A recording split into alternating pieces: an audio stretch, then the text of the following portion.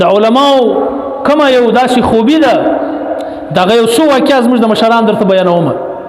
کوم ټیم چې په هندوستان کې په انډیا کې فتنه اکبری شروع شوه، د اکبر بادشاه چې تیر شوی دی، ډېر بد بادشاه تیر شوی دی، د په وخت کې د فرمان جاری کړي، دا حکم یې جاری کړي چې د سپي او د خنزیر غوښه چې دا پاکه ده، دا فرمان یې جاری کړي چې دا خوري بس دا حلاله ده، او د غوا او د ګامیش او د میږ او د پسو د دې غوښه چې دا حرام دي، دا به نه خوري، دا فرمان یې جاری کړي. او بل دا حکم جاری کړي چې شراب، سود، جوا دا حلال دي، دا پاک دي، بس دا کوي د دیش ګناه نشته. دا او بل د غوا او د ګامیش او د دغه د ګوبر چې کم دي، د دغه پوجا یې شروع کړ، د دغه پوجا وای کوي، او کلمه یې بدل کړه، کلمه خدا د لا اله الا الله محمد رسول الله، دا کلمه ده. د څنګه کلمه جوړ کړه؟ لا اله الا الله اکبر خلیفۃ الله، دا کلمه جوړ کړه، دا نعوذ بالله دا کلمه به تر دې بعد وایس. او بل څه وکړ؟ بل دا ول چې د نبی علی السلام دین چې دی هغه زر کاله پوره شو، بس دا دین تر ابده ختم شو، نعوذ بالله. اوس دغه زما دین چې دغه دین باندې تاسو عمل کوئ. صحابه په باره کې به ډیر غلط الفاظ ویل، او دا فرمان یې جاری کړي، دا حکم یې جاری کړي چې په بچانو باندې به اسلامي نومان نږدې، دا نومان ختم، او د اسلامي عربي علوم چې کوم دي دا پړاوېدل ختم شو، د عربي علوم چې دي دا به نه وایس، بس دا د منځه وباسي. دغه او بل دا وکړي چې بادشاه ته سجده چې دغه جایز ده، بادشاه ته به تاسو سجده کوئ. د خلکو دا خیال شو چې بس د نبی علیه السلام دین چې دی هغه په هندوستان کې ختم شو، بس لاړی. خلک ډېر نا امیده شو، مایوس شو ډېر خلک. لیکن بیا د دې مقابله چا وکړه؟ زه د یونیورسټي او دغه خلکو خلاف نه یم، یو مثال در کوم چې د علماو کردار څنګه دی په دې دنیا کې، د دین حفاظت دی علماو څنګه وکړي. دغه مقابله کې بیا یو د دې مقابله یو پروفیسور نه کړي، یو ډاکټر نه کړي، یو انجینیر نه کړي، د مقابله یو ماستر نه کړي. د دې مقابله بیا چا وکړه؟ په مدرسه کې په چټای باندې ناست یو مولا وکړه، یو مولوی، یو فقیر، یو ملنګ مقابله وکړه چې هغه ته شیخ احمد سرهندی رحمت الله علیه چې نن سبا په مجدد الفسانی باندې مشهور دی، دغه د مقابله وکړه. د ګوالیار په قلعه کې 2 کال ځان بند کړي او تکلیفونه په ځان برداشت کړه، خو د خپل جبین او خپل پیشانی چې د کم تندی چې دی دا د اکبر بادشاه ته په سجده باندې نه پرې شوی. هغه ول چې زه سجده صرف یو الله ته کوم، او ستا چې کمی فرمان دی دا یو نه منم، د دې برملا مخالفت وکي او د سره مقابله وکړه. بیا موجوده متحده هندوستان چې کم دی انګريز شرالی، د انګريز مقابله چا وکړه؟ هغه علماء وکړه. انګريز شرالی نو هغه د عیسایانو چې کمی د تبلیغ د دې چې کم خپل تبلیغات وو هغه په دا ټول هندوستان کې وخورول چې تاسو عیسایت پیلاو کړئ او د دین محمدي چې دا ختم کړي، د خلکو د زینو یو باسي، د دین شکل او مسخ کې ختم کړي، د محمد صلی الله علیه وسلم چې کم دین دی دا ختم کړي. د دې مقابله چا وکړه؟ د دې مقابله د مالټا د جیل څخه پښتنه وکړه چې شیخ الهند رحمت الله علیه څوک د مالټا په جیل کې شیخ الهند رحمت الله علیه د انګريز مخالفت چې وکړي د جیل ته ولاړی، د مالټا جیل ته ولاړی، 2 کال ته په جیل کې. او د سکر او د میاوالی د جیلو څخه پښتنه وکړه چې شاه او شاه بخاری رحمت الله علیه څوک، او د هندوستان د جزیرو څخه پښتنه وکړه چې جعفر څوک. د زموږ د اکابرین زموږ د هندوستان علماو د دې په مقابله کې ودرېدل، د انګريز سره مقابله وکړه، جیلو ته ولاړو، تکلیفونه برداشت کړو، خو دغه دین چې کوم دی د دین حفاظت یې وکړي. و د هغه درختو څخه پښتنه وکړه چې هغه علما یې په هغه درختو باندې پانسۍ کړه راویزړول، هغه درختو څخه پښتنه وکړه چې هغه علما هغه استیانې څوک وي. دغه انګريز ته ماته ورکول، د انګريز سره مقابله کول، د زموږ د دارالعلوم دیوبند علماو دا مهنت کړی دی. د شیخ الهند رحمت الله په باره کې راځي وای د چې کوم ټیم وفات شو نو کوم سړی چې غسل ورکوي هغه چې د ملا وکتل په ملا کې دومره زیات زخمونه وو چې کډیان پکې جوړ شي وو. وای هغه د رشتہ داران څخه پوښتنه وکړه چې دا څه کیسه دا ولې دومره زخمی دي، دا چا داسې زخمی کړی دی؟ وای هغه تر موږ نه خبر، ته د کور والا څخه پوښتنه وکړي، د کور والا څخه پوښتنه وکړه هغه هم نه په خبر، یعنی د خپل حال د خپل کور والا ته نه ویل چې زه ولې دومره زخمی یم، د ماملا چا داسې زخمی کړی دی. حسین احمد مدني رحمت الله د شاګرد په مالټا جیل کې ورسره وو، هغه کلکته ته تللی و چې د مرګ خبرې واورېدې نو فورا جنازې ته ځان راورسوي وایي خلکو پوښتنه ورسره وکړه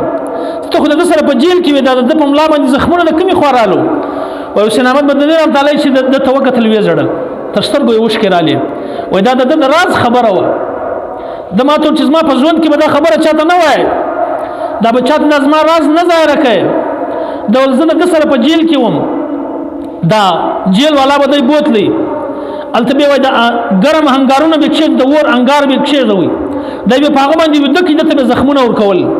چې ته خالي دا خبره وکړه چې زه د انګریز مخالف نه یم دا یوه خبره وکړه بس ته خلاص یې بیا چې به وایي دی رالی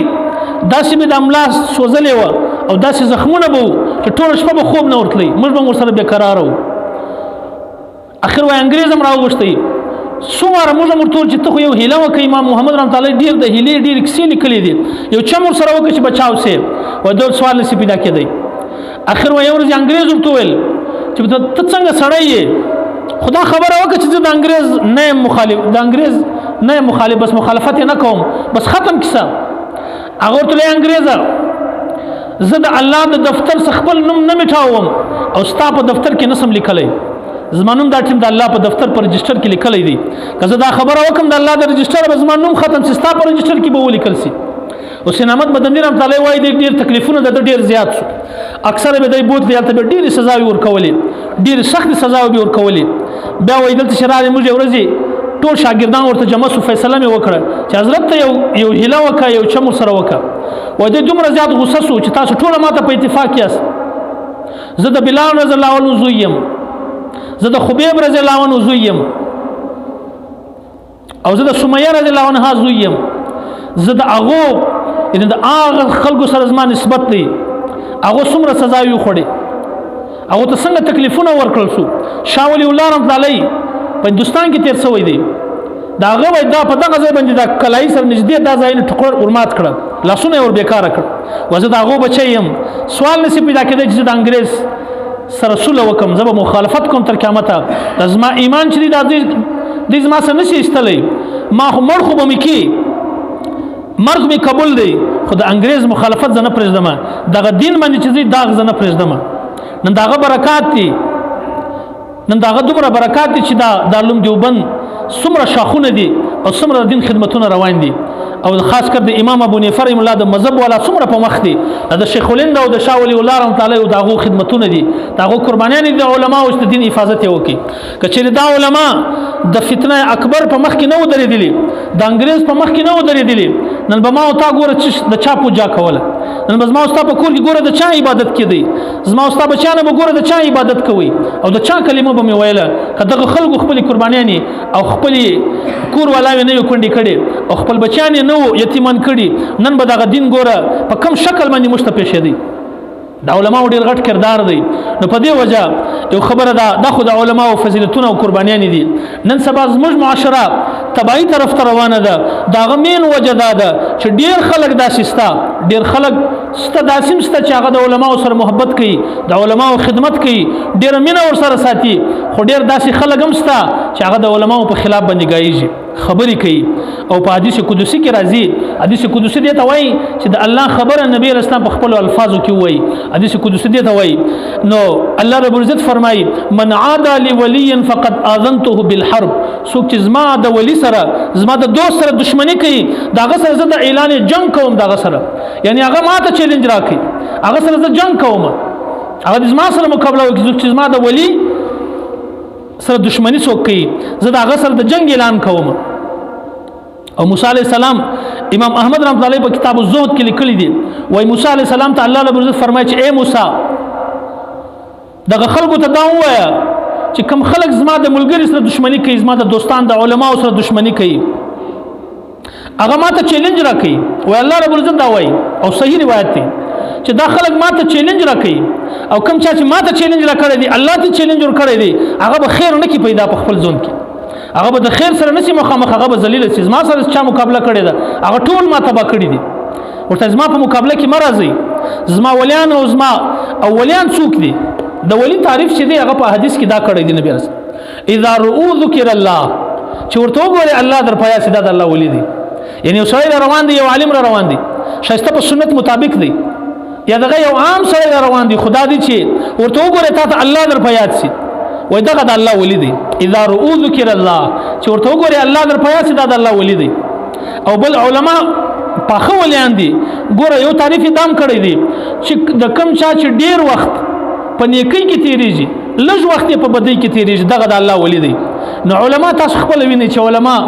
سر چې راکشین جمعاتو کې د جمعات بعد درس قرآن بعد اولاد شي مدرسې د تر ماپښینه بعد تر مازګر بیا مدرسه بیا ماښام چې هغه سبا کم سبق ورته وای هغه مطالعه کوي مستنه مطالعه کوي او په دغه کې بیا د خوب راشي دی بدس